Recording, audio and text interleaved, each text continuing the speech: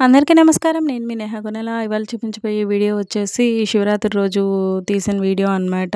And everyday మనం ఎలాగో పూజ చేసుకుంటాము. ఇలాంటి స్పెషల్ అకేషన్స్ అవి వచ్చినప్పుడు, పూజలు అవి పెట్టుకున్నప్పుడు కంపల్సరీగా మనం పూజ చేస్తూ ఉంటాము. బట్ నేనేంటంటే ఎవ్రీ సాటర్డే చేపించేదాన్ని అనమాట మా పిల్లలతో కంపల్సరీగా పూజ అది. కానీ స్కూల్కి వెళ్ళే టైం కుదరక అసలు పూజ అనేది చేయించట్లేదు వాళ్ళతో.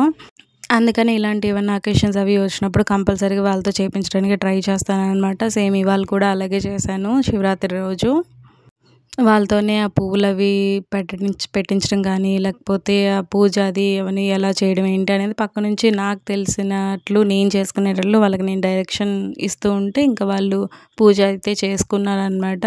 అండ్ ఆ తర్వాత నేను దేవుడికి నమస్కారం అది పెట్టుకున్నాను. అండ్ ఇలాంటప్పుడే కదండి మనం కొంచెం వాళ్ళకి టైం ఉన్నప్పుడే మనం ఇలా పూజ చేయడం కానీ ఇలాంటివన్నీ నేర్పించామనంటే వాళ్ళకి కొంచెం పీస్ఫుల్గా ఉంటుందన్నమాట. ఈ పూజ అది కూడా అలవాటు అవుతుంది.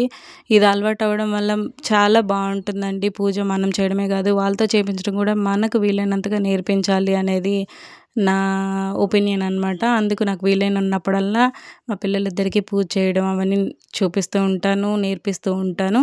అండ్ ఇవాళ పూలవి కూడా అవన్నీ మా పాప, బాబు ఇద్దరు అరేంజ్ చేశారు. ఎలా ఉందో చెప్పండి. Thank you so much for watching.